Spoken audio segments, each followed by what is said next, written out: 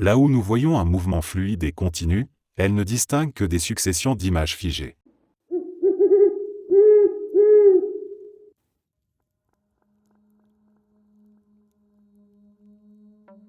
Lorsqu'une personne est électrocutée sur la chaise électrique, elle reste consciente de ce qui lui arrive, son esprit perçoit chaque instant où son corps est traversé par le courant et où ses muscles se contractent violemment, comme si tout son être était pris dans un étau brûlant qui ne relâche jamais sa prise. La sensation n'est pas immédiate comme un simple choc qui viendrait et disparaîtrait, c'est une douleur qui s'installe et se déploie dans chaque fibre, un mélange de chaleur insoutenable et d'une froideur étrange qui envahit la bouche et la gorge.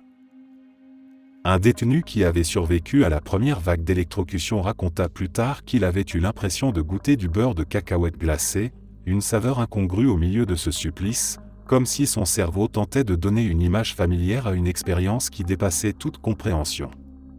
Son témoignage glaça les gardiens qui l'écoutaient, car en parlant il faisait comprendre que, derrière la fumée et les brûlures, la personne restait prisonnière de son propre corps et de sa douleur.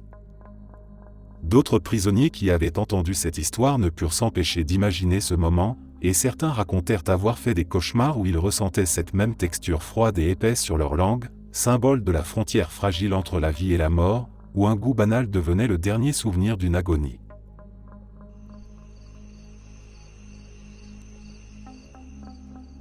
À ce jour, seulement 9% de l'océan a été véritablement exploré par l'humanité. Cela signifie que plus de 90% des fonds marins demeurent encore inconnus, un territoire immense et insondable qui échappe à notre regard. Quand on y pense, c'est vertigineux, nous en savons davantage sur la surface de la Lune ou sur Mars que sur les profondeurs qui couvrent la majorité de notre propre planète. Et dans ces abîmes vivent des créatures qui défient notre imagination. À des milliers de mètres sous la surface, là où la lumière du soleil ne pénètre jamais, la vie a développé des formes qui nous paraissent littéralement extraterrestres. Des poissons au corps translucide, des êtres aux mâchoires disproportionnées, des organismes bioluminescents capables de produire leur propre lumière dans une obscurité totale. Certaines de ces créatures semblent sorties tout droit d'un film de science-fiction, et pourtant elles existent, là, sous nos océans. Le plus fascinant est que ces adaptations extrêmes sont le fruit de la survie. Dans un environnement de pression écrasante, de froid glacial et de nuit éternelle, la vie s'est réinventée. Les profondeurs abritent des formes qui prouvent à quel point la nature peut être inventive. Quand on parle d'extraterrestres, on les imagine venus d'une autre planète, mais la vérité, c'est que nous avons déjà sur Terre des « aliens » qui nagent à des kilomètres sous la surface. Ce chiffre de 9% exploré souligne aussi notre ignorance. Nous vivons sur une planète bleue et pourtant nous ne connaissons qu'une petite fraction de son monde sous-marin. Cela veut dire qu'il reste d'innombrables espèces à découvrir, des écosystèmes entiers qui nous échappent encore. Chaque expédition dans les profondeurs révèle des surprises, des créatures jamais vues auparavant, comme si la planète cachait encore des secrets qu'elle n'est pas prête à dévoiler entièrement. Cette réalité change notre perspective. Peut-être que la recherche de l'inconnu ne se trouve pas uniquement dans l'espace lointain mais aussi dans les abysses de nos océans. L'exploration spatiale capte l'imaginaire, mais les océans restent une frontière mystérieuse et pourtant toute proche, remplie d'êtres vivants que nous serions tentés de qualifier d'aliens tant ils bouleversent nos repères. En un sens, l'océan est notre propre univers parallèle, là où la vie a pris des chemins que nous n'aurions jamais pu imaginer. Et chaque fois qu'on rappelle que 91% de ce monde demeure caché, c'est comme si on nous soufflait à l'oreille que nous ne sommes qu'au début de nos découvertes, même ici, sur notre propre planète.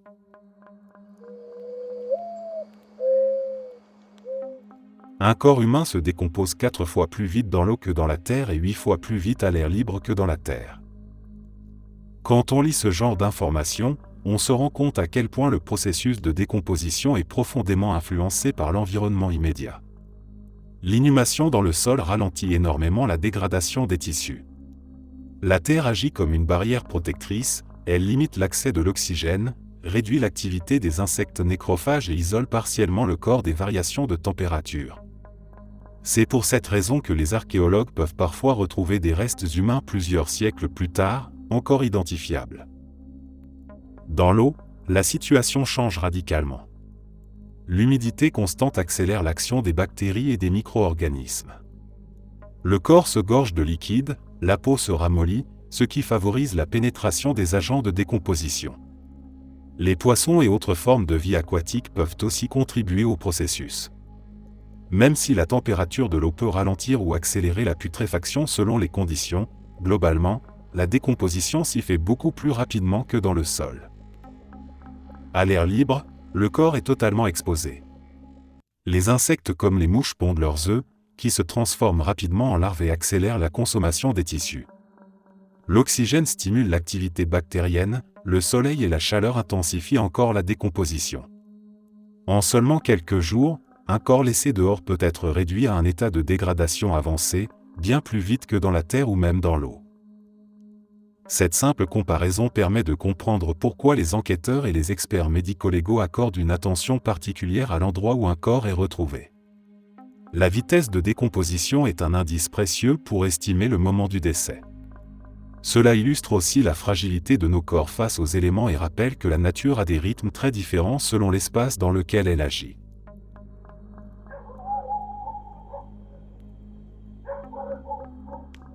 À l'époque victorienne, il n'était pas rare que les familles posent pour une photographie avec un proche récemment décédé.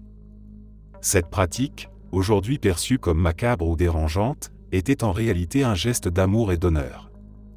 La photographie, encore coûteuse et rare à cette période, représentait une occasion unique d'immortaliser un visage, un lien, une présence.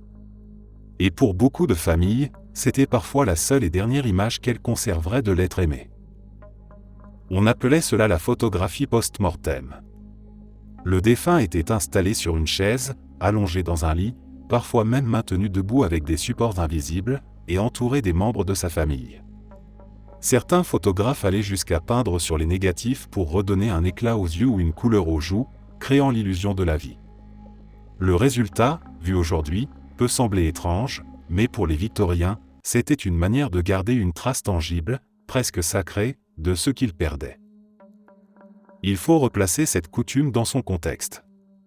Le XIXe siècle était une époque où la mortalité infantile était très élevée, où les épidémies faisaient partie du quotidien, et où la mort n'était jamais bien loin. La photographie représentait une avancée technologique incroyable, mais elle n'était pas encore intégrée à la vie courante comme elle l'est d'aujourd'hui.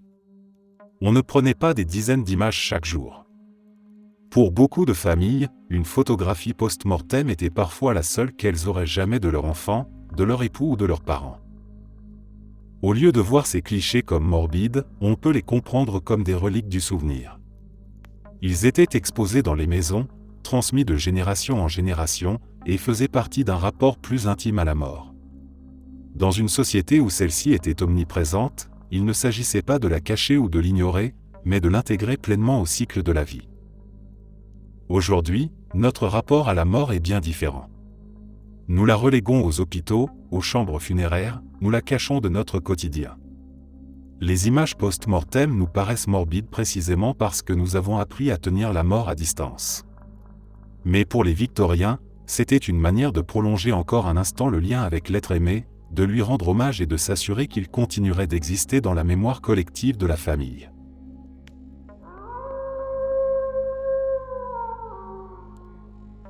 En 1844, un cas assez singulier d'hystérie collective a eu lieu dans un couvent français.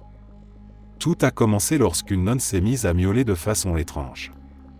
Cela aurait pu rester un événement isolé, une simple bizarrerie individuelle, mais au bout d'une semaine, l'ensemble des religieuses s'est mis à l'imiter. Chaque après-midi, elles miaulaient toutes ensemble, de manière presque harmonieuse, comme une étrange chorale féline. Le phénomène a perduré jusqu'à ce que les voisins, excédés et intrigués, appellent les soldats pour rétablir le calme. Ce type d'épisode illustre de façon frappante la puissance de la contagion psychologique. Dans un cadre clos comme celui d'un couvent, où la vie est très codifiée et répétitive, une manifestation inhabituelle peut rapidement se propager. L'hystérie collective s'explique souvent par une combinaison de stress, de croyances partagées et d'un environnement où la suggestion a un poids immense. Voir ses consoeurs céder à un comportement inhabituel pouvait créer une sorte d'obligation implicite d'y participer, presque comme si l'individu perdait son libre arbitre au profit du groupe. Ce qui est fascinant, c'est la manière dont le corps et l'esprit peuvent exprimer une tension intérieure par des formes aussi absurdes qu'inattendues. Dans d'autres époques ou régions, on retrouve des cas similaires mais avec des manifestations différentes, des danses incontrôlables, des cris, des convulsions. Ces comportements ne sont pas forcément feints, ils traduisent une véritable expérience vécue, un état de transe ou de possession ressenti comme réel par celles qui le vivent. L'intervention des soldats pour mettre fin à cette chorale de miaulements montre aussi la difficulté qu'avaient les autorités à gérer ces crises. Pour les habitants du voisinage, cela devait paraître inquiétant, peut-être même blasphématoire. Pour les autorités, il s'agissait surtout d'une question d'ordre public. Et pour les religieuses, cela restait probablement vécu comme un état collectif dont elles n'avaient pas totalement conscience.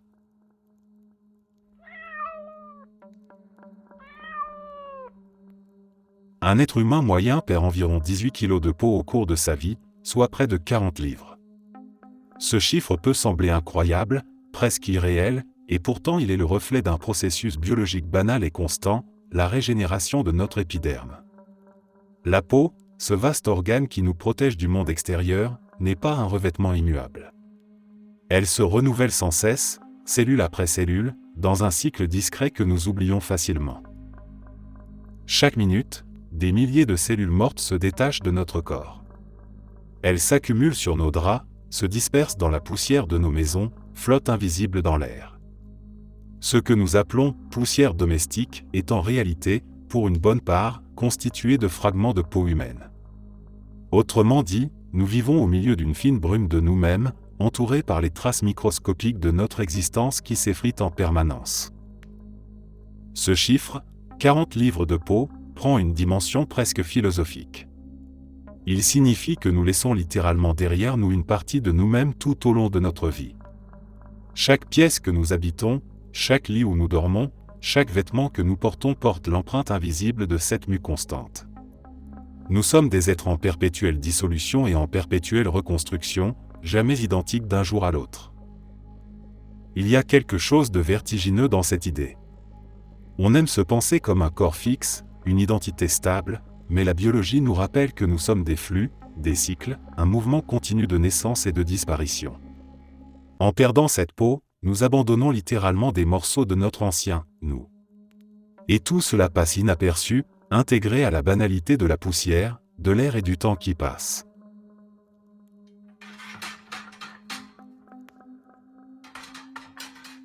On estime qu'il y aurait actuellement entre 25 et 50 tueurs en série actifs aux États-Unis.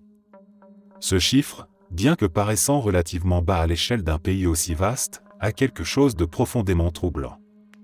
Derrière cette statistique se cache l'idée qu'en ce moment même, certains individus mènent une vie en apparence ordinaire tout en poursuivant des activités criminelles inimaginables dans l'ombre. Ce qui rend cette estimation encore plus inquiétante, c'est la difficulté même de définir et de repérer un tueur en série. Beaucoup d'entre eux échappent à la détection parce que leurs crimes ne sont pas immédiatement reliés entre eux. Différentes juridictions policières enquêtent souvent séparément, les victimes appartiennent parfois à des populations marginalisées ou moins visibles, et les preuves matérielles peuvent être fragmentées. Cela permet à certains de continuer leurs activités pendant des années avant d'être découverts. Il faut aussi prendre en compte le rôle de la technologie moderne. Les bases de données ADN et les systèmes de partage d'informations entre services de police sont devenus de plus en plus performants, ce qui rend la tâche des tueurs en série beaucoup plus difficile qu'elle ne l'était dans les années 70 ou 80, une période souvent considérée comme l'âge d'or de ces criminels. Pourtant, malgré ces avancées, certains continuent à opérer. Leur existence prouve que même avec des moyens scientifiques sophistiqués, la nature humaine peut trouver des moyens de se dissimuler et de contourner la vigilance des institutions. Le fait qu'on puisse donner une estimation, mais pas un chiffre exact, souligne aussi les zones d'ombre qui persistent dans la criminologie moderne. Ces statistiques sont basées sur des analyses de meurtres non résolus, de schémas de violence répétés et de profils criminels probables. Autrement dit, il y a potentiellement des affaires classées comme homicides isolés qui pourraient en réalité appartenir à une série plus vaste. Les États-Unis ont connu au cours de leur histoire plusieurs incidents nucléaires que l'armée appelle des Broken Arrows. Ce terme désigne les accidents impliquant des armes nucléaires mais qui ne déclenchent pas de guerre nucléaire. Et parmi ces accidents, il existe un fait particulièrement inquiétant, au moins 6 bombes nucléaires sont toujours portées disparues sur le sol nord-américain. Ces armes n'ont pas été démantelées, ni neutralisées, ni récupérées. Elles ont littéralement disparu à la suite de crashs d'avions militaires, de pertes en mer ou de missions ratées. Certaines reposeraient encore au fond de l'océan Atlantique, d'autres pourraient être enfouies quelque part sur le continent, inaccessibles ou simplement abandonnées. Ce ne sont pas des têtes nucléaires théoriques ou inactives, mais de véritables bombes capables de destruction massive. Ce constat fait froid dans le dos. On imagine souvent les arsenaux nucléaires comme parfaitement surveillés, enfermés dans des silos sous haute sécurité ou transportés avec une précision militaire infaillible. La réalité est bien différente. La guerre froide a été marquée par un enchaînement de négligences, d'erreurs humaines et d'accidents techniques qui auraient pu changer le cours de l'histoire. Ces bombes perdues sont la preuve tangible que le contrôle n'était jamais total. Le plus troublant, c'est le silence qui entoure ces affaires. Le grand public n'en entend presque jamais parler, comme si ces pertes étaient des secrets trop embarrassants à reconnaître ouvertement.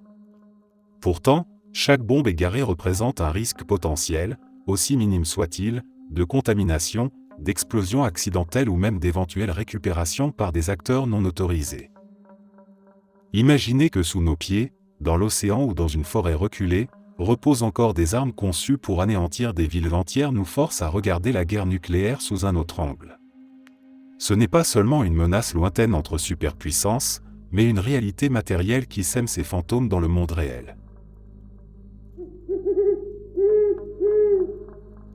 L'aisselle est une zone du corps humain où se regroupe une grande partie des nerfs essentiels du bras. Si quelqu'un recevait une blessure profonde à cet endroit, en particulier une perforation, il pourrait perdre instantanément l'usage de son bras. Ce n'est pas simplement une question de douleur intense, mais plutôt du fait que ce carrefour nerveux est directement lié au mouvement et à la sensibilité de tout le membre supérieur.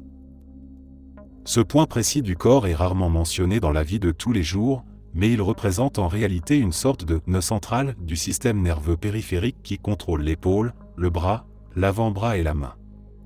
C'est pour cette raison que l'aisselle est extrêmement vulnérable. Au-delà des nerfs, on y trouve aussi des vaisseaux sanguins majeurs, comme l'artère axillaire, ce qui rend la zone non seulement critique pour la mobilité, mais également vitale pour la survie en cas de blessure. Ce genre d'information donne un aperçu fascinant et effrayant à la fois de la fragilité de notre anatomie. Le corps humain paraît robuste de l'extérieur, mais certaines zones, comme l'aisselle, concentrent tellement de connexions vitales qu'un seul impact ciblé peut suffire à neutraliser une fonction entière. Dans l'histoire, ces connaissances ont parfois été exploitées dans les arts martiaux ou dans les combats rapprochés. Les guerriers et combattants qui comprenaient l'anatomie savaient que viser ces points précis pouvait désarmer un adversaire sans forcément l'achever immédiatement. Du point de vue médical, une blessure à l'aisselle est particulièrement redoutée parce qu'elle est difficile à traiter rapidement. Les nerfs endommagés peuvent mettre des mois, voire des années, à se régénérer, et parfois la perte de mobilité est irréversible. Cela rappelle à quel point nos mouvements quotidiens, lever un bras, serrer un poing, écrire, dépendent d'un réseau invisible et incroyablement complexe de connexions nerveuses.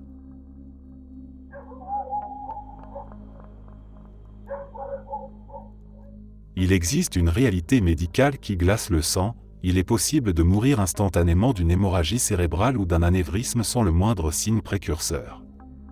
Une seconde, tout semble normal. Vous parlez, vous riez, vous pensez à ce que vous allez manger le soir ou au rendez-vous que vous ne devez pas oublier. La seconde d'après, tout s'arrête. Le cerveau, ce centre de contrôle si fragile et si vital, peut céder brusquement sans prévenir. Un anévrisme est une faiblesse dans la paroi d'un vaisseau sanguin qui, sous la pression du flux sanguin, peut gonfler comme un ballon. Tant qu'il reste intact, la personne ne ressent rien et continue de vivre sa vie normalement.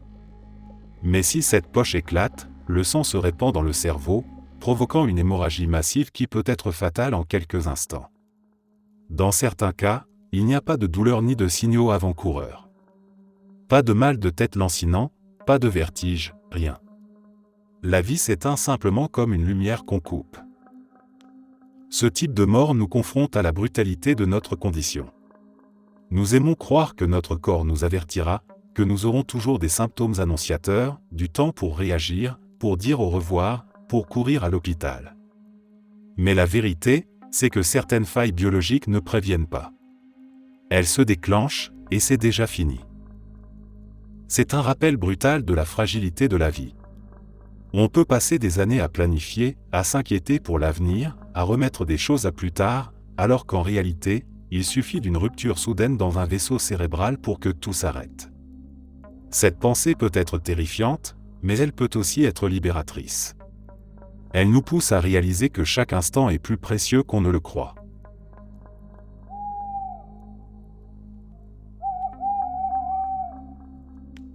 Vlad l'Empaleur a reçu ce surnom macabre parce qu'il exécutait ses ennemis en les empalant. La méthode consistait à placer la victime sur un pieu pointu, introduit par l'anus, puis à laisser le corps s'enfoncer lentement sous son propre poids jusqu'à ce que la pointe traverse le torse et ressorte parfois par la bouche ou l'épaule. C'était une mort longue, atroce et terrifiante, conçue autant pour tuer que pour inspirer une peur paralysante à quiconque oserait défier son autorité. Ce détail glaçant de l'histoire illustre parfaitement l'usage de la violence comme arme psychologique et politique. Vlad III, prince de Valachie au XVe siècle, ne cherchait pas uniquement à éliminer ses adversaires, il voulait aussi construire une réputation d'homme impitoyable, capable d'horreurs si extrêmes qu'aucun ennemi ne souhaiterait l'affronter. L'empalement était une exécution publique. Les pieux dressés servaient de spectacle morbide visible de loin, un avertissement sanglant adressé aux habitants et aux armées ennemies. Le plus frappant est que cette brutalité n'était pas un simple excès isolé, mais une stratégie délibérée. Dans une époque où l'autorité se consolidait souvent par la terreur, Vlad a utilisé cette méthode pour se forger une image de souverain invincible. Certains chroniqueurs rapportent des forêts entières de pieux couverts de cadavres, une mise en scène qui devait hanter l'imagination de quiconque passait à proximité. Paradoxalement, cette cruauté extrême lui a aussi valu une réputation de dirigeant qui maintenait l'ordre. La peur qu'il inspirait était telle que, selon certaines légendes, un paysan pouvait laisser une pièce d'or sur le bord de la route sans craindre qu'on la lui vole.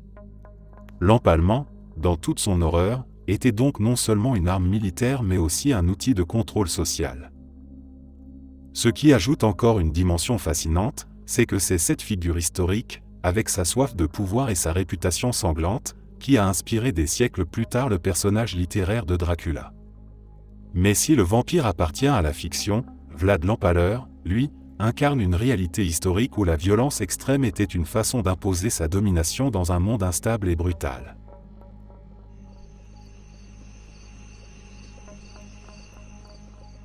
La psychose postpartum est l'un des troubles les plus terrifiants et les plus mal compris que certaines nouvelles mères peuvent traverser. Elle peut surgir littéralement du jour au lendemain, frappant une femme qui semblait jusque-là parfaitement stable et heureuse. Ce trouble se manifeste par des hallucinations, des délires et une perte totale de repères. Dans certains cas extrêmes, la mère est persuadée que son propre enfant n'est pas humain, qu'il est un démon ou même l'antéchrist. Cette perception délirante, aussi insensée qu'elle paraisse de l'extérieur, est vécue comme une réalité absolue par celles qui en souffrent. Les conséquences peuvent être dramatiques. Il existe des cas où des mères, prisonnières de cette psychose, en sont venues à tuer leur propre bébé, convaincues d'agir pour protéger le monde ou pour sauver l'enfant lui-même d'un destin imaginé. Ces histoires, souvent relayées sous forme de drames isolés, sont en réalité plus fréquentes qu'on ne l'imagine. La société préfère les percevoir comme des aberrations monstrueuses plutôt que comme l'expression tragique d'un trouble psychiatrique grave et soudain. Ce qui rend la psychose postpartum particulièrement dangereuse, c'est sa brutalité et son imprévisibilité.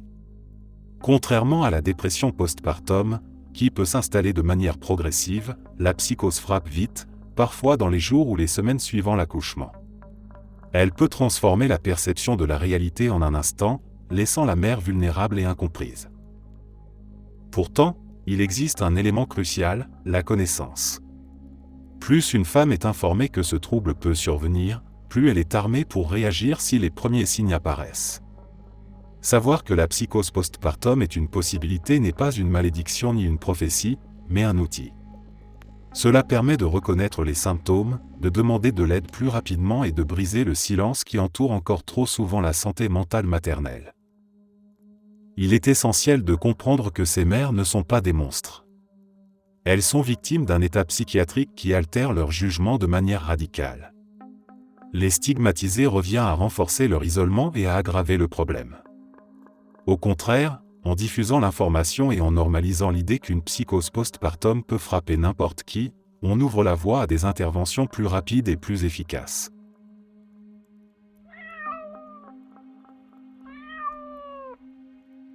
Les chiens aiment les jouets qui couinent parce que le son qu'ils produisent rappelle à leurs instincts celui d'un petit animal écrasé ou blessé. Derrière ce comportement anodin qui amuse les propriétaires se cache en réalité un héritage profond de leur nature de prédateurs.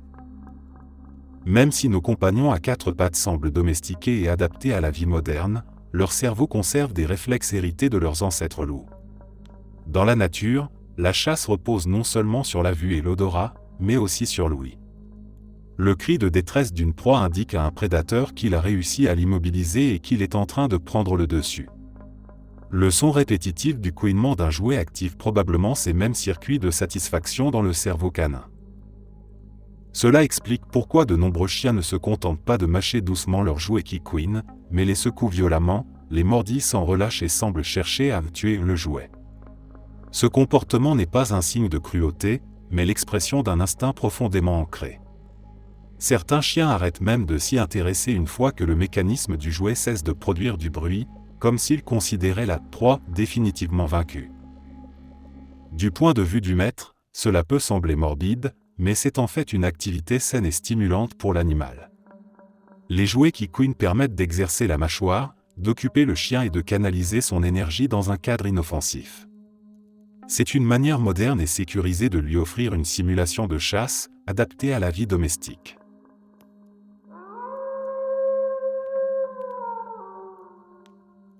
Le dernier usage officiel de la guillotine en France a eu lieu en 1977, exactement la même année où le premier film Star Wars sortait au cinéma.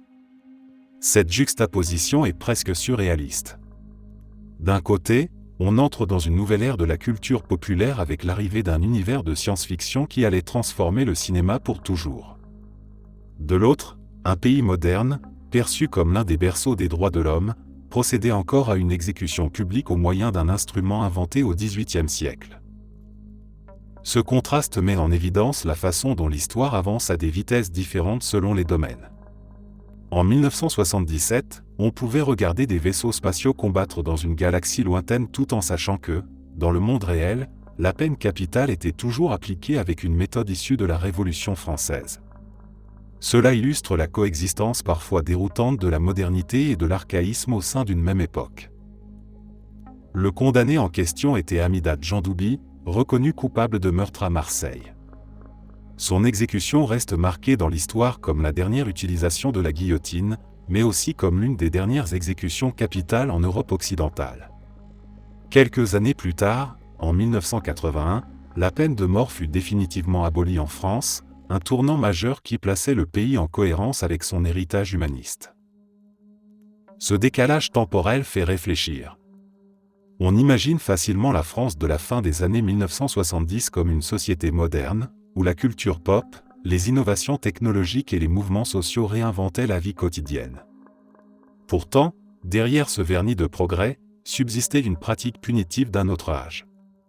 Cela montre que les ruptures historiques ne sont pas toujours aussi nettes qu'on le croit et que certaines traditions ou institutions persistent bien au-delà de ce qui paraît logique.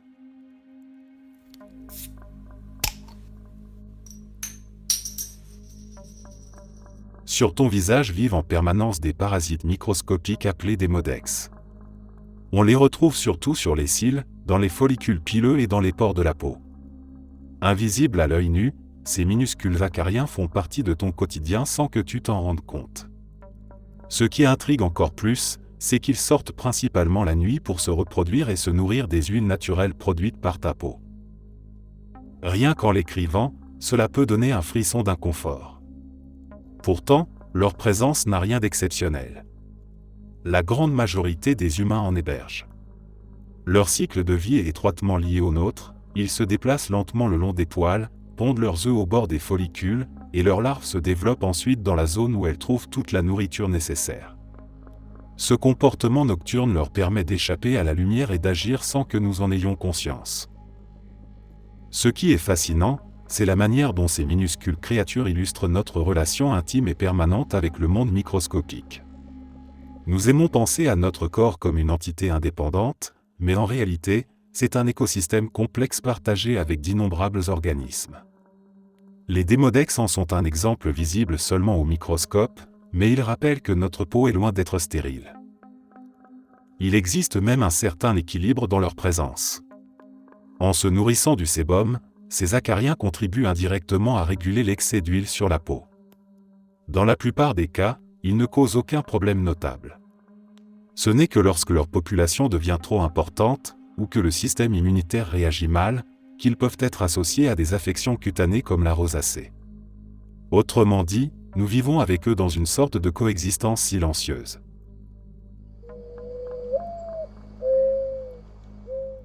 Lorsqu'une personne est assassinée, les chances que son meurtrier soit retrouvé et condamné ne dépassent pas 40%. Autrement dit, dans plus de la moitié des cas, l'auteur du crime échappe à toute forme de justice. C'est une statistique qui fait froid dans le dos, parce qu'elle met en lumière une réalité qu'on préfère souvent ignorer, l'idée que le système judiciaire et policier, malgré ses moyens et ses méthodes, laisse une grande part de ses affaires non résolues.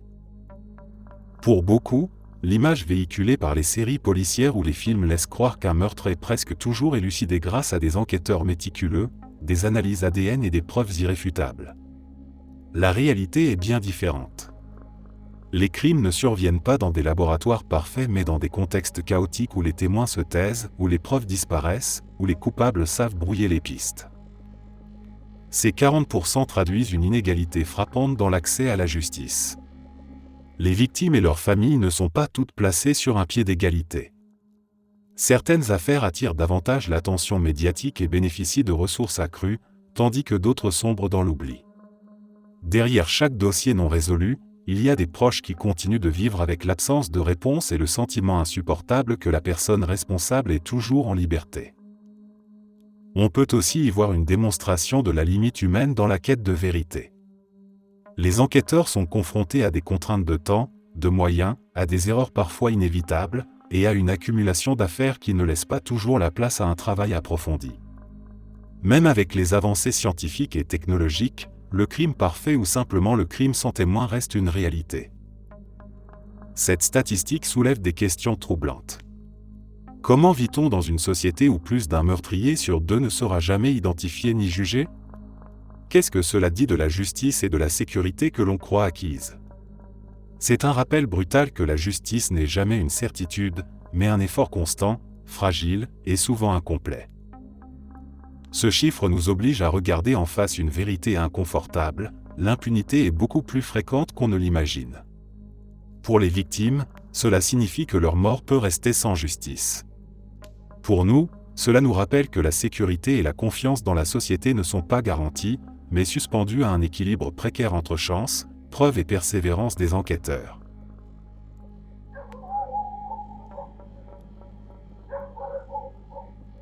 L'île d'Okunoshima, située dans la mer intérieure du Japon, est connue pour deux choses qui semblent complètement contradictoires et pourtant coexistent sur ce petit bout de terre. D'un côté, elle est surnommée l'île aux lapins à cause de la surabondance de ces animaux qui y vivent en liberté et qui attirent chaque année des milliers de touristes venus les caresser et les nourrir. De l'autre, elle porte encore les cicatrices d'un passé beaucoup plus sombre. Pendant la Seconde Guerre mondiale, elle abritait une usine secrète où étaient fabriquées des armes chimiques, notamment du gaz moutarde utilisé contre la Chine. Le projet était tellement vital pour l'armée japonaise que le gouvernement avait volontairement effacé l'île des cartes afin de maintenir le secret absolu. Ce contraste crée une atmosphère étrange, presque irréelle. En débarquant aujourd'hui sur Okunoshima, le visiteur est accueilli par une nuée de lapins curieux et dociles qui semblent incarner la paix et l'innocence. Mais en parcourant l'île, on tombe aussi sur les ruines des installations militaires, des bâtiments délabrés et un musée consacré à la mémoire de ce lieu. Ces vestiges rappellent que sous cette façade idyllique se cache l'histoire d'une industrie dédiée à la production d'armes capables d'infliger des souffrances indescriptibles. La prolifération des lapins, elle, alimente de nombreuses théories. Certains disent qu'ils sont les descendants d'animaux utilisés dans les expérimentations et relâchés après la guerre. D'autres estiment qu'ils ont simplement été introduits par des visiteurs après la fermeture des usines et qu'ils ont prospéré sans prédateurs. Quoi qu'il en soit, leur présence massive offre un contraste presque ironique avec la finalité destructrice du lieu.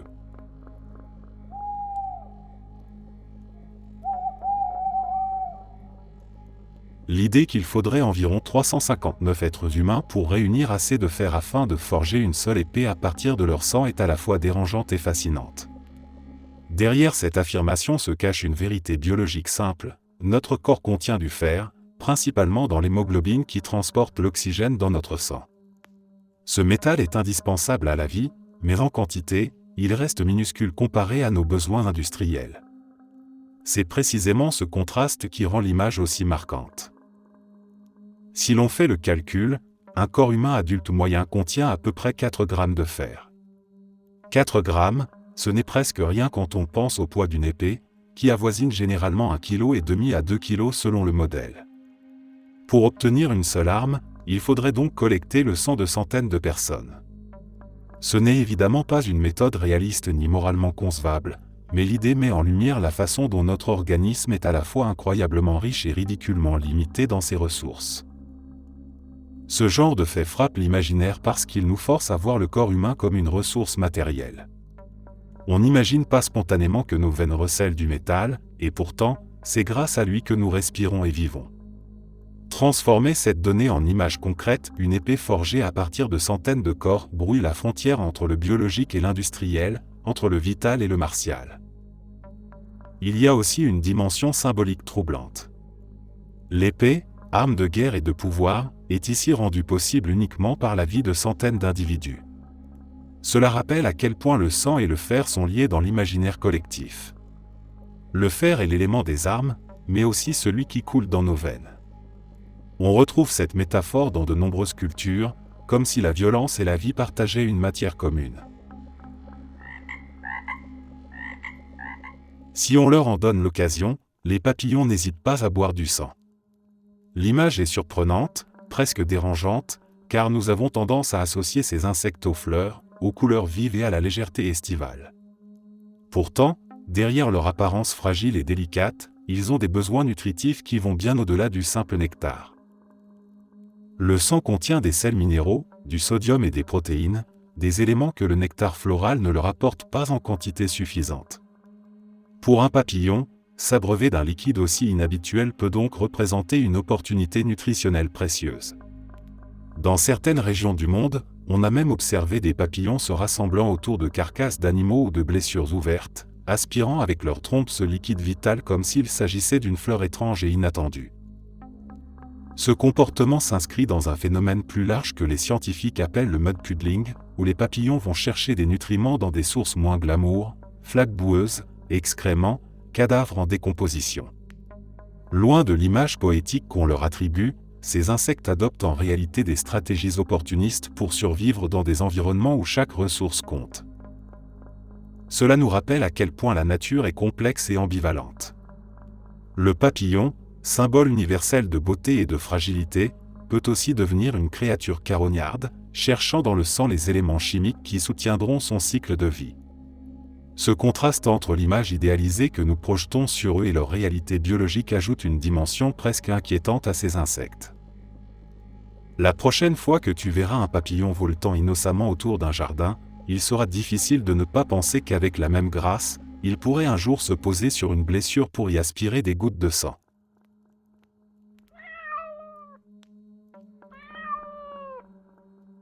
L'histoire du joueur de flûte de Hamelin, que beaucoup connaissent comme un conte pour enfants, trouve en réalité ses racines dans un événement bien réel.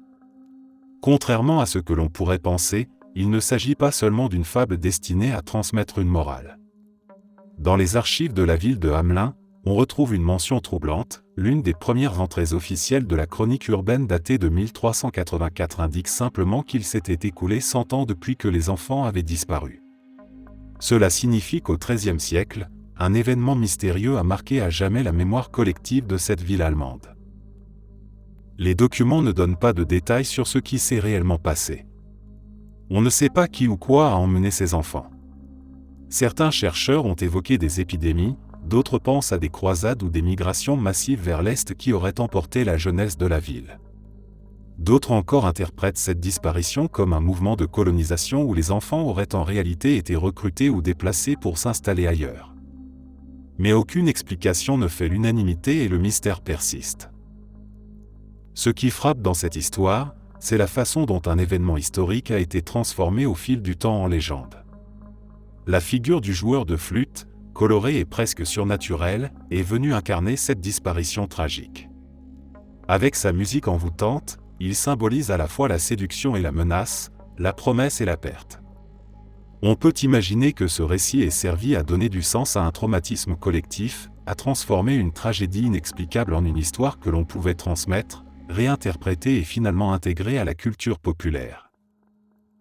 Le plus inquiétant est que la base factuelle de ce conte pour enfants est loin d'être joyeuse. Derrière une histoire qui semble presque féerique, il y a la trace d'un drame historique, celui d'une communauté entière ayant vu disparaître sa génération la plus jeune. Le silence des sources officielles, limité à une simple ligne dans les chroniques de la ville, ajoute encore au caractère glaçant de l'affaire. Ce mélange d'histoire et de légende nous rappelle combien les récits populaires sont souvent ancrés dans des réalités beaucoup plus sombres. Ce que nous percevons comme une simple fable pour enfants peut en réalité être la mémoire déformée d'une tragédie collective. Le joueur de flûte de Hamelin est devenu un symbole culturel, mais derrière la flûte et les couleurs vives se cache un mystère historique qui, encore aujourd'hui, n'a pas trouvé de réponse définitive.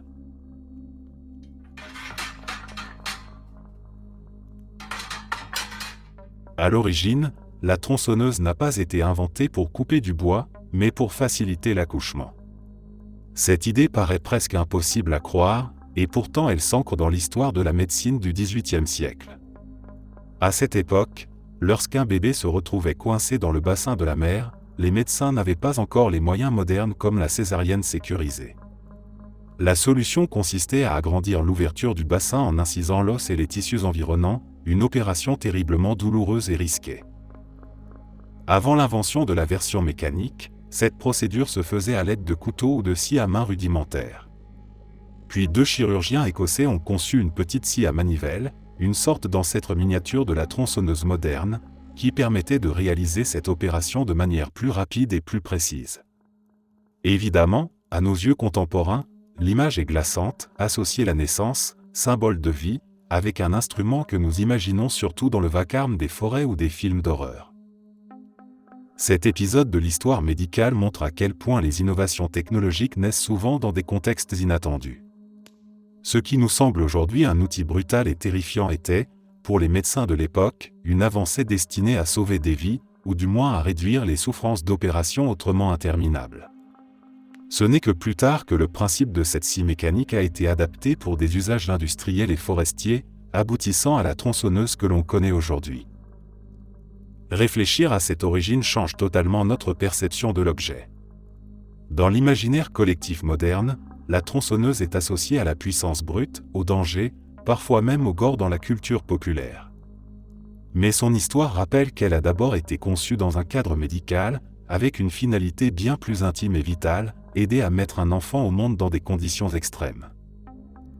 C'est un exemple saisissant de la façon dont le progrès technologique peut dériver d'un besoin urgent de l'époque, avant d'être détourné vers des usages totalement différents. Derrière chaque outil se cache souvent une histoire surprenante, parfois troublante, qui révèle à quel point la frontière entre la médecine, la survie et la brutalité peut être ténue.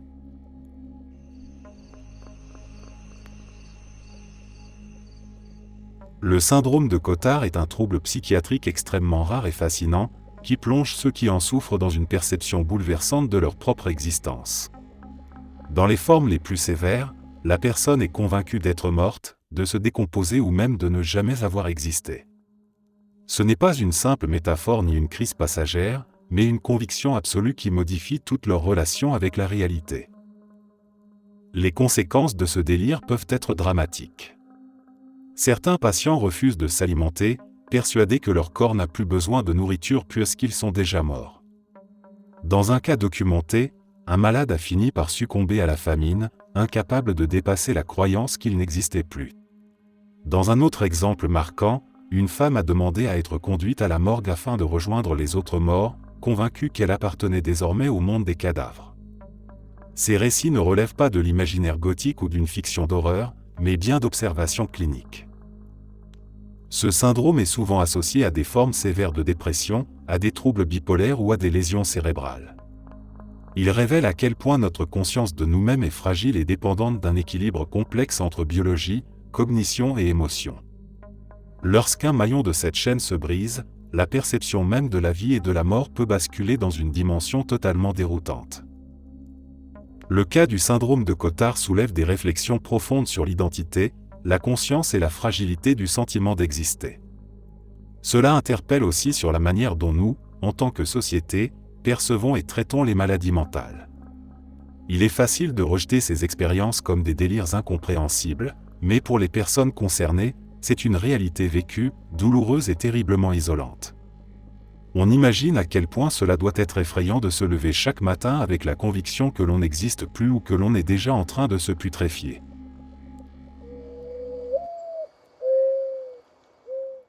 En Inde, les adeptes du zoroastrisme, appelés Parsis, suivent un rituel funéraire très particulier. Contrairement à la majorité des traditions religieuses qui privilégient l'enterrement ou la crémation, ils déposent leurs morts dans des structures circulaires appelées tours du silence. Les corps y sont laissés à ciel ouvert, exposés aux éléments naturels et surtout aux vautours, considérés comme les agents sacrés de la purification. L'idée derrière ce rite repose sur un principe central de la religion, la pureté des éléments. La terre et le feu ne doivent pas être souillés par la décomposition d'un cadavre, d'où le recours à une offrande faite aux oiseaux charognards. Pendant des siècles, ce système a fonctionné sans difficulté majeure. Les vautours, abondants en Inde, se chargeaient en quelques heures de réduire un corps à l'état de squelette, assurant ainsi une disparition rapide et presque invisible de la dépouille. Mais depuis les années 1990, une crise écologique est venue bouleverser cette pratique. L'utilisation massive d'un médicament vétérinaire, le diclofénac, a décimé la population de vautours en Asie du Sud. Ces oiseaux, en ingérant des carcasses d'animaux traités, sont morts par millions, au point d'être aujourd'hui menacés d'extinction. Les conséquences pour la communauté Parsi ont été dramatiques. Sans les vautours, les corps laissés dans les tours ne disparaissent plus en quelques heures mais mettent des semaines, voire des mois, à se décomposer. Cette lente putréfaction pose des problèmes sanitaires évidents, mais aussi des dilemmes spirituels. Comment respecter les préceptes de pureté quand le processus censé assurer une élimination propre devient au contraire source de désordre et de malaise? Face à cette crise, certaines communautés ont tenté des solutions inédites. On a expérimenté l'élevage artificiel de vautours, mais la tâche est immense compte tenu de la lente reproduction de l'espèce. D'autres ont installé des panneaux solaires dans les tours pour accélérer la déshydratation des corps et simuler en quelque sorte le travail des oiseaux. Mais ces adaptations restent imparfaites et suscitent des débats internes entre tradition et modernité. L'histoire des tours du silence aujourd'hui est donc à la croisée de la spiritualité et de l'écologie. Elle montre comment une croyance ancestrale, profondément liée à l'ordre naturel, peut se retrouver fragilisée quand cet ordre est brisé par l'activité humaine.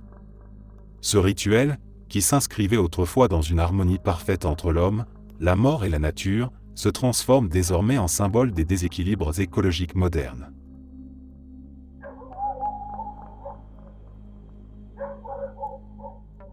Dans l'Égypte ancienne, on a remarqué que les momies féminines étaient généralement dans un état de décomposition plus avancé que les momies masculines. Pendant longtemps, cela a intrigué les chercheurs qui n'arrivaient pas à comprendre pourquoi un tel écart existait entre les deux. La réponse a finalement été trouvée dans une pratique funéraire qui en dit long sur les mentalités et les craintes de l'époque. Les corps masculins étaient embaumés rapidement après le décès, souvent dès que possible, afin d'assurer une meilleure conservation et de respecter le rituel religieux. En revanche, les corps féminins n'étaient pas immédiatement confiés aux embaumeurs. Ils restaient quelques jours au domicile familial jusqu'à ce que la décomposition commence à se manifester. La raison de ce délai était tragiquement liée à la peur de pratiques de nécrophilie dans les ateliers d'embaumement. Les familles préféraient attendre que le corps perde son aspect désirable avant de l'envoyer pour la momification, même si cela signifiait une détérioration plus importante des tissus. Ce détail, qui peut paraître secondaire, ouvre en réalité une fenêtre sur la société égyptienne antique. Cela montre que même dans la mort, les femmes étaient exposées à des menaces et des formes de violence sexuelle.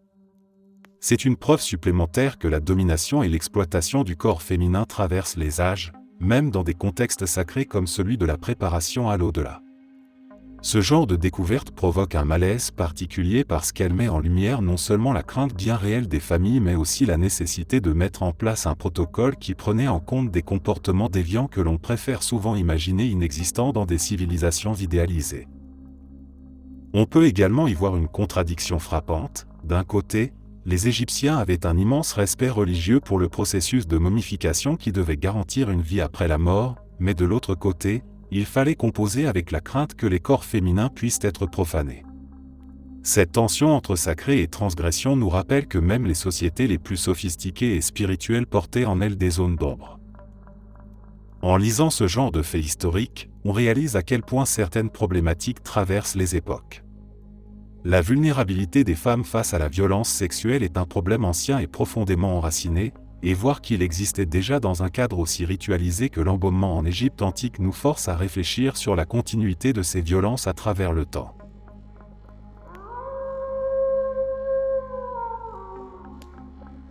Donner un corps humain à des cochons revient à le faire disparaître presque entièrement. Ces animaux, souvent perçus comme dociles et familiers dans nos campagnes, sont en réalité omnivores opportunistes capables de consommer à peu près tout ce qui leur est présenté.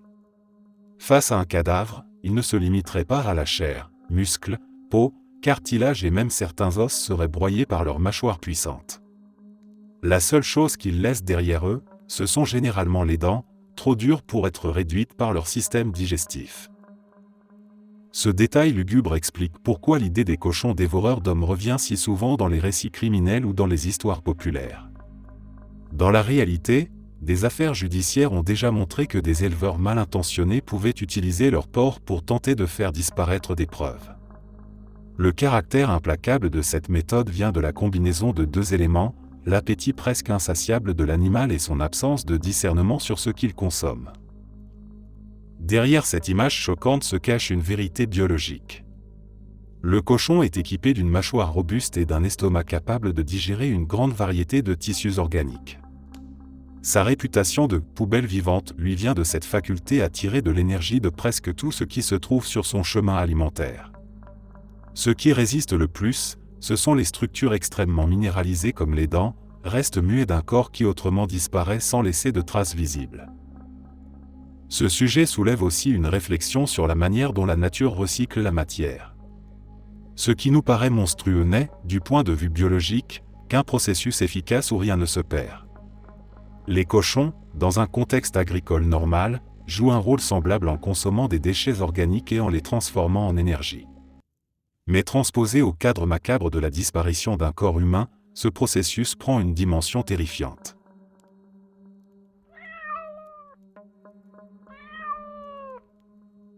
Il y eut en France, à la fin du XVIIIe siècle, un homme du nom de Tarare, né en 1772 et mort en 1798, dont l'existence fut marquée par une faim insatiable et monstrueuse. Dès son adolescence, il engloutissait des quantités de nourriture si démesurées que ses parents, incapables de suivre ce rythme et horrifiés par son appétit sans fin, finirent par le chasser de la maison. À 17 ans, il était déjà capable de manger son propre poids en nourriture chaque jour, ce qui dépassait l'entendement. Lorsqu'il s'engagea dans l'armée, les rations militaires se révélèrent totalement insuffisantes. Les soldats autour de lui observaient, incrédules, cet homme qui dévorait en quelques instants ce qui aurait nourri plusieurs personnes. La nuit, incapable de résister à son besoin, il quittait le camp pour fouiller dans les immondices, se nourrissant d'abats jetés, de déchets sanglants trouvés dans les ruelles ou les marchés. Son cas finit par attirer l'attention des médecins, qui décidèrent de l'hospitaliser dans l'espoir de comprendre ce phénomène. Mais même enfermé, Tarare ne pouvait pas s'arrêter. La nuit, il errait dans les couloirs et descendait jusqu'à la morgue, où il dévorait les corps des morts. Les scientifiques, fascinés et effrayés, commencèrent alors à étudier son appétit démesuré. Ils lui donnèrent tout ce qui leur passait sous la main, des anguilles qu'il avalait vivantes et entières, des lézards, des chatons, même des chiots, et il engloutissait tout, sans dégoût apparent, comme si rien n'était étranger à son estomac. Mais la fascination céda à l'horreur lorsqu'un bébé de 14 mois disparut mystérieusement de l'hôpital. Les soupçons se portèrent immédiatement sur Tarare, et une foule furieuse le poursuivit hors de l'établissement, le chassant comme un monstre. Sa vie s'acheva quelques années plus tard, rongé par la tuberculose, mais son nom resta associé à l'image d'un appétit qui dépassait toute mesure humaine, une faim sans limite qui l'avait condamné dès sa naissance à une existence faite d'excès, de peur et de dégoût.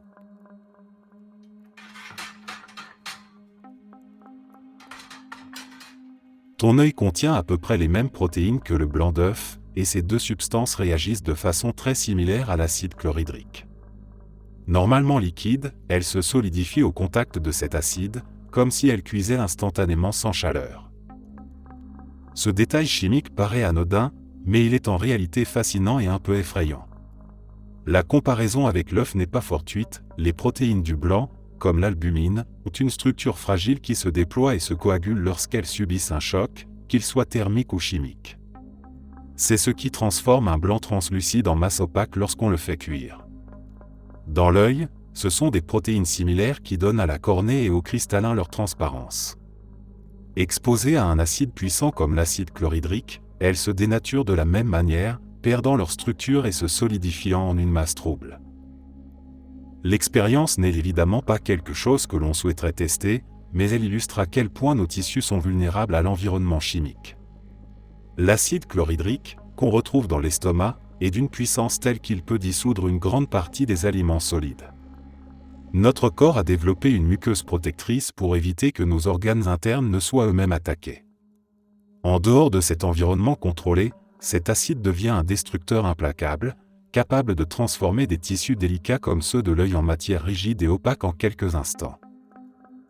Ce parallèle entre un œuf et un œil souligne à quel point la vie repose sur des structures étonnamment fragiles.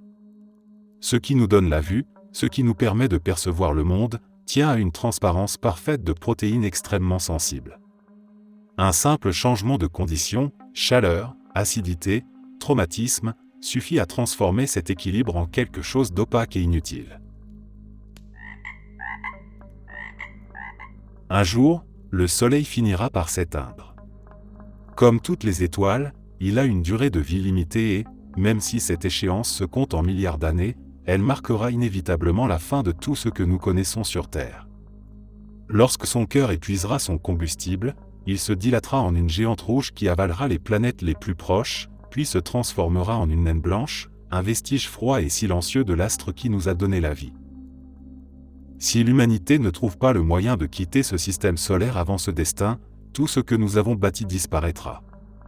Les monuments s'effondreront, les bibliothèques brûleront, les mers s'évaporeront, et la mémoire entière de notre existence sera effacée en un instant, comme si elle n'avait jamais eu lieu. Les rêves, les guerres, les découvertes, les histoires d'amour, les sacrifices et les joies qui nous définissent seront engloutis dans le vide cosmique, sans trace, sans témoin. Cette pensée place notre condition à une échelle vertigineuse. Elle rappelle que si nous voulons que notre histoire dépasse la fragilité de notre Soleil, il faudra un jour franchir les frontières de notre monde, voyager au-delà de la Terre et emporter avec nous le récit de notre espèce. Car tant que nous restons liés à cette étoile, notre avenir est limité à son cycle, et notre disparition est une certitude inscrite dans les lois mêmes de l'univers.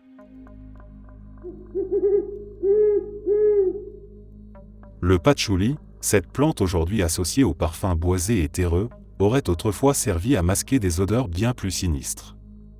Durant la peste noire qui a ravagé l'Europe au XIVe siècle, on raconte qu'il était utilisé pour couvrir l'odeur insoutenable des corps en décomposition. Dans un monde où l'épidémie décimait des villages entiers, où les cadavres s'accumulaient plus vite que l'on ne pouvait les enterrer, l'air lui-même devenait porteur de la mort. Les plantes aromatiques, brûlées ou portées sur soi, représentaient alors l'un des rares moyens de se protéger ou du moins de se donner l'illusion d'une protection. À l'époque, on croyait fermement que les miasmes, ces vers corrompus, étaient responsables de la propagation de la maladie. Les médecins de peste, reconnaissables à leur masque en forme de bec d'oiseau, remplissaient justement ce bec de plantes odorantes, d'herbes et d'épices censées purifier l'air qu'ils respiraient. Le patchouli, avec son parfum intense et persistant, faisait partie de ces alliés olfactifs utilisés pour affronter la puanteur des charniers et tenter de repousser l'invisible menace.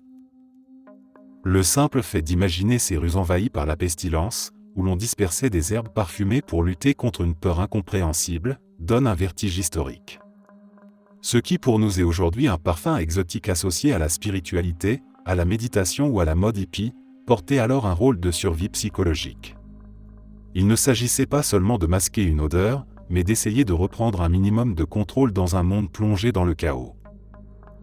L'ironie, bien sûr, est que le patchouli et les autres herbes aromatiques n'avaient aucun effet réel contre la peste. La maladie se propageait par les puces des rats infectés, un vecteur que personne ne soupçonnait à l'époque. Les gens respiraient des bouffées parfumées, persuadés qu'elles les protégeaient, alors qu'en réalité elles n'étaient qu'un baume pour leurs nerfs fragilisés par la peur et la mort omniprésente. Aujourd'hui, sentir du patchouli peut sembler apaisant, voire réconfortant. Mais derrière cette senteur persistante plane l'ombre d'un passé où elle servait à masquer l'odeur brute et insoutenable de la mort. Le parfum devient alors une mémoire invisible, un lien troublant entre la sensualité moderne et l'horreur médiévale.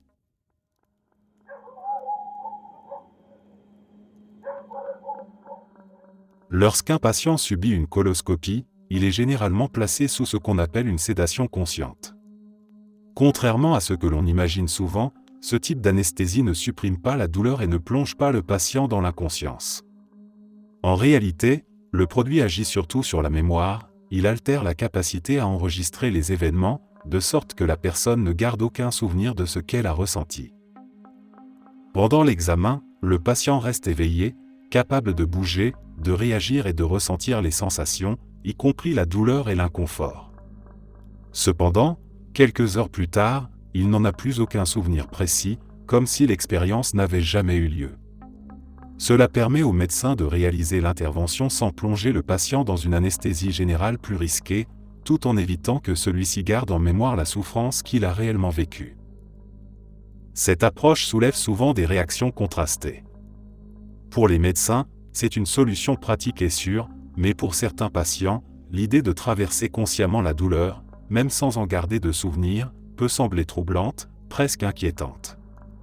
Car au fond, la douleur a bien existé, elle a traversé le corps et stimulé le cerveau, même si la conscience n'a pas retenu ces instants.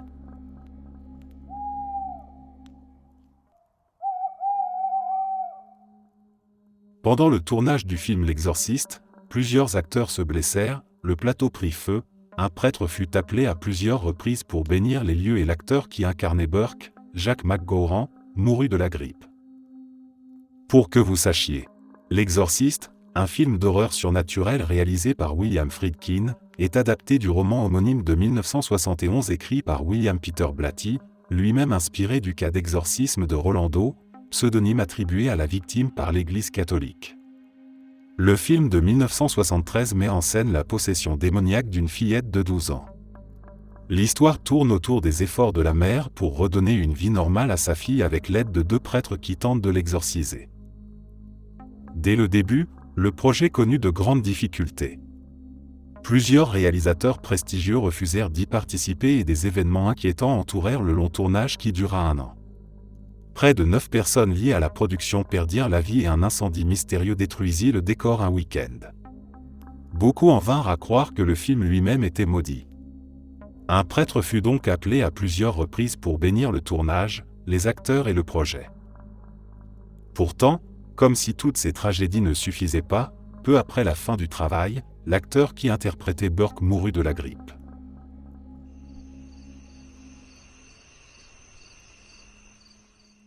Presser les testicules d'une personne avec une force extrême peut provoquer une réaction physiologique violente qui ressemble, dans certains effets, à l'injection d'épinéphrine. La douleur intense déclenche une réponse massive du système nerveux, libérant une décharge d'adrénaline qui accélère le rythme cardiaque, contracte les vaisseaux sanguins et prépare le corps à une réaction de survie. Cette montée soudaine d'hormones peut ressembler aux effets d'un stylo auto-injecteur d'épinéphrine utilisé en cas de choc allergique, mais elle s'accompagne d'une souffrance insupportable, de nausées et d'un risque de perte de connaissance. C'est une réaction d'urgence du corps face à une agression extrême, une sorte de dernier recours biologique qui ne peut en aucun cas être comparé à un traitement médical contrôlé. Il est important de souligner que ce genre de stimulation est dangereux et ne doit jamais être tenté volontairement. La douleur n'est pas seulement brève, elle peut causer des lésions internes, des traumatismes durables et même des complications graves. Le parallèle avec l'épinéphrine est donc une curiosité physiologique, une observation sur la puissance de la douleur et ses effets sur le corps, mais en aucun cas une pratique à reproduire.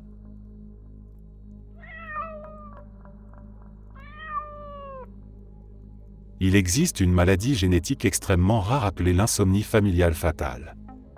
Pendant plusieurs mois, la personne atteinte perd la capacité de s'endormir, rien ne fonctionne, ni les médicaments les plus puissants ni les rituels censés apaiser l'esprit. Chaque tentative échoue et les nuits deviennent de longues heures d'attente, le corps réclamant un repos qu'il n'obtient jamais. Au début, les symptômes semblent étranges mais supportables, comme une simple fatigue persistante, mais peu à peu le corps s'épuise et l'esprit commence à s'effriter. La mémoire se brouille, les gestes deviennent hésitants, les pensées se dédoublent, et la personne se regarde sombrer dans une confusion qu'elle ne peut pas contrôler. Le jour, elle lutte contre une lassitude insupportable, la nuit elle reste éveillée, prisonnière de son propre corps incapable de céder au sommeil. Avec le temps, le patient devient spectateur de sa propre déchéance. Les hallucinations apparaissent, la perception du monde se déforme, et la frontière entre la réalité et l'imaginaire s'efface peu à peu. L'insomnie n'est plus seulement un manque de repos, c'est une torture qui dévore la raison morceau par morceau. Finalement, le corps s'effondre, non pas dans un sommeil réparateur, mais dans une mort causée par l'épuisement total, comme si la vie elle-même s'était consumée à force de veiller sans fin.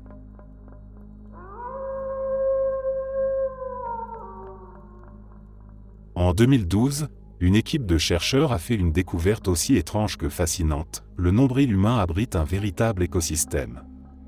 En étudiant les participants d'une expérience, ils ont identifié plus de 1400 nouvelles espèces de bactéries vivant dans cette petite cavité de la peau.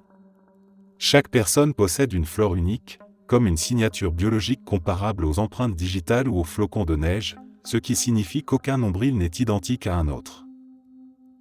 Ce qui a surpris les scientifiques, ce n'est pas seulement la diversité, mais aussi l'origine inattendue de certains micro-organismes. Chez un volontaire, ils ont trouvé des souches de bactéries que l'on n'avait auparavant observées que dans un sol du Japon, alors même que cet homme n'avait jamais mis les pieds dans ce pays.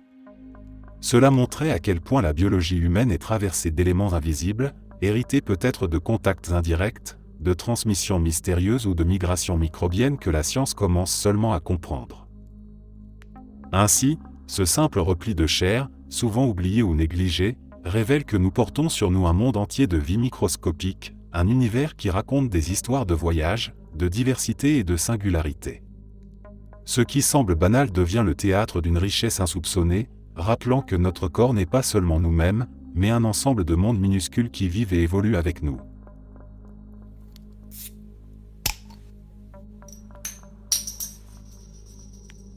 Lorsqu'une personne est piquée par un cône, un mollusque marin à l'apparence inoffensive, elle ne ressent d'abord presque rien. La douleur n'arrive pas immédiatement, comme si le venin trompait le corps en dissimulant son entrée. Mais derrière ce court répit se cache une menace redoutable, car il n'existe aucun antidote connu.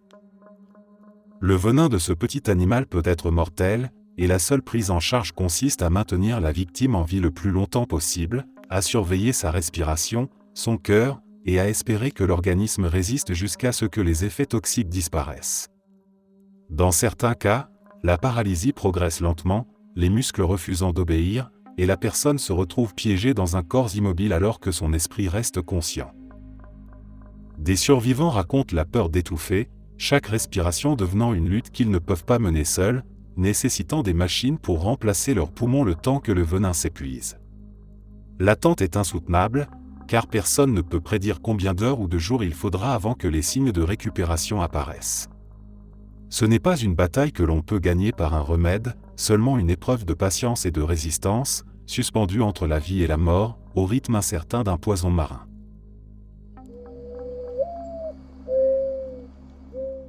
Le cerveau humain continue d'émettre des signaux électriques pendant 20 à 40 secondes après la mort, et c'est pour cette raison que certains corps bougent au moment même où la vie les quitte. Ces mouvements ne sont pas des signes de retour à la conscience mais les derniers éclats d'activité, comme si l'électricité qui animait l'esprit cherchait à s'éteindre doucement. Quand nous avons retiré ma mère de l'assistance respiratoire, nous avons pris ses mains et nous sommes restés près d'elle. Elle était inconsciente depuis plusieurs jours déjà, immobile, silencieuse. Lorsque son cœur s'est arrêté, son corps entier s'est mis à trembler comme dans une crise soudaine, et ce fut un instant bouleversant, car nous ne nous attendions pas à voir un tel sursaut de vie au moment exact où elle nous quittait. Plus tard, on m'expliqua qu'il ne s'agissait que de cette dernière activité électrique qui s'échappait de son cerveau, le dernier souffle d'énergie avant le silence complet. On sait aussi que l'ouïe est le dernier sens à s'éteindre. Cela veut dire que, même si la personne semble absente, elle peut encore entendre les voix autour d'elle. C'est pourquoi il est si important de continuer à parler à ceux qui sont en train de partir, de leur dire qu'ils ne sont pas seuls, que nous sommes là, car ces mots sont peut-être les derniers qu'ils emportent avec eux, suspendus dans cette frontière fragile entre la vie et la mort.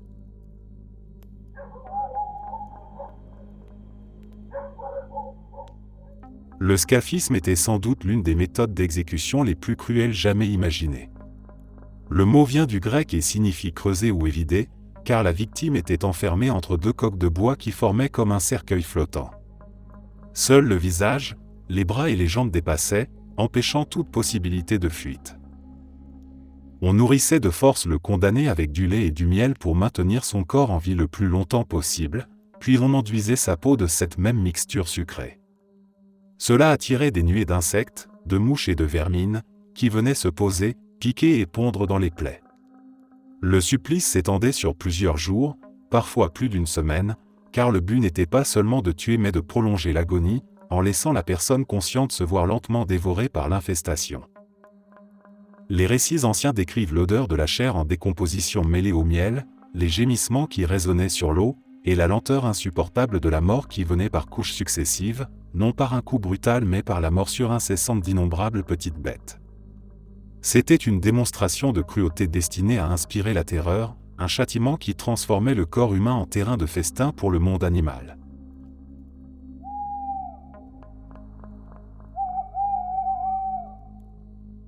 Lorsqu'une chirurgie abdominale exige de retirer les organes du ventre, il ne s'agit pas d'un rangement méticuleux où chaque partie doit retrouver une place exacte comme dans un puzzle.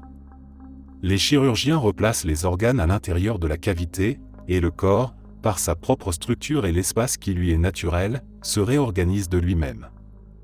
Les intestins, par exemple, sont mobiles et glissent en se superposant sans qu'il y ait besoin d'un ordre particulier, et peu à peu, tout reprend sa position fonctionnelle. Il existe aussi une condition génétique étonnante appelée situs inversus. Dans ce cas, tous les organes internes sont disposés en miroir par rapport à la normale, le cœur se trouvant du côté droit, le foie à gauche et ainsi de suite. La personne vit souvent sans le savoir, car cette inversion n'empêche pas les organes de fonctionner correctement, mais elle peut compliquer les soins médicaux lorsqu'un médecin, sans le savoir, cherche une pathologie du mauvais côté du corps. Dans certains pays, cette particularité entraîne automatiquement une inaptitude au service militaire. La raison n'est pas liée à une faiblesse physique mais plutôt au fait que ce genre d'anomalie peut poser problème lors d'une prise en charge d'urgence sur le terrain. Imagine un soldat blessé à l'abdomen et soigné rapidement par un médecin qui n'a pas le temps de vérifier ses antécédents médicaux, il cherchera le foie ou la rate à l'endroit habituel et perdra un temps précieux. Ce décalage peut être fatal, et c'est pour cela que l'armée préfère écarter ce risque. Si l'hypothèse de la mort thermique de l'univers s'avère exacte, alors dans des milliards de milliards d'années, bien au-delà de toute échelle humaine, la réalité que nous connaissons atteindra un état d'entropie maximale où le temps lui-même cessera d'avoir un sens. Dans ce scénario, viendra d'abord le moment où plus aucune étoile nouvelle ne pourra se former. Les gaz et les poussières, dispersés et trop rares, ne s'assembleront plus jamais en une masse assez dense pour déclencher la fusion. Les étoiles déjà existantes poursuivront leur cycle naturel, quittant leur séquence principale pour devenir des géantes rouges ou des hypergéantes avant de s'effondrer en naines blanches. Mais même ces dernières, ultimes lueurs fragiles dans l'obscurité grandissante, finiront par s'éteindre lentement. À mesure que les éons passent, la matière restante sera avalée par les trous noirs, qui deviendront les derniers acteurs d'un univers en déclin.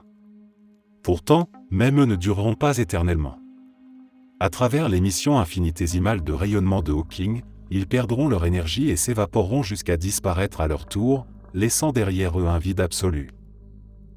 Alors commencera une ère sans changement, sans mouvement et sans lumière. Les réactions chimiques n'existeront plus, la matière elle-même n'aura plus de forme, et il ne restera rien pour marquer la différence entre un instant et le suivant. Le concept de temps deviendra caduc, car sans processus physique pour en mesurer le passage, il ne restera qu'une éternité immobile, un univers figé dans une nuit sans fin.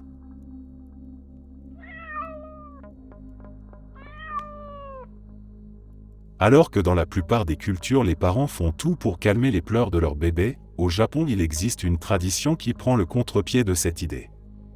Depuis plus de 4 siècles, on croit qu'un bébé qui pleure dans les bras d'un lutteur de sumo aura une vie longue et en bonne santé. Lors d'une cérémonie particulière, les parents confient leur enfant à un lutteur massif qui, avec des gestes spectaculaires, le soulève, le balance et parfois pousse même un cri puissant directement devant son visage pour provoquer les larmes. Le but n'est pas de faire souffrir l'enfant mais de l'aider à libérer ses pleurs, perçus comme une bénédiction, une manière d'attirer sur lui protection et force pour l'avenir. En 2014, une mère, Mae Shige, expliquait avec le sourire que son fils n'était pas un bébé qui pleurait souvent, mais ce jour-là il avait versé beaucoup de larmes, et cela remplissait ses parents de joie car le rituel avait fonctionné. Autour d'eux, les familles riaient, les bébés criaient, et les sumotori, avec leur stature imposante, jouaient le rôle de gardien d'une coutume qui lie la vitalité de l'enfant à l'énergie de la vie elle-même.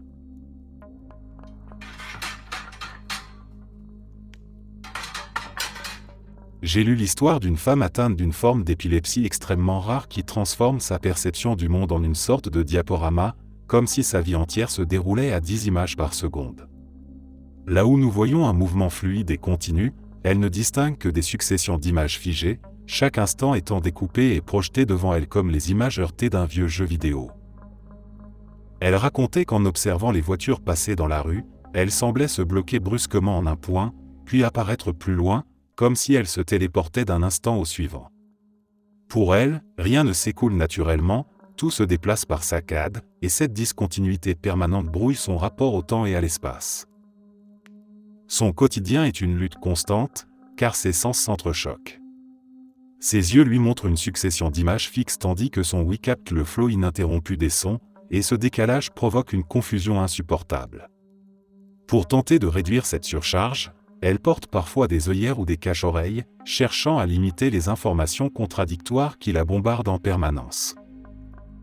Imaginer une vie vécue de cette manière donne le vertige. Ce qui pour nous est naturel, voir quelqu'un marcher, un arbre bouger sous le vent, une main qui se tend, se transforme pour elle en une suite de fragments saccadés qui ne s'alignent jamais parfaitement. C'est une existence où chaque geste et chaque regard deviennent une épreuve, et où la continuité même de la réalité semble lui être refusée. Merci d'être resté jusqu'à la fin. N'oubliez pas d'aimer la vidéo, de vous abonner et de partager vos propres histoires en commentaire. On se retrouve demain à la même heure devant ce feu.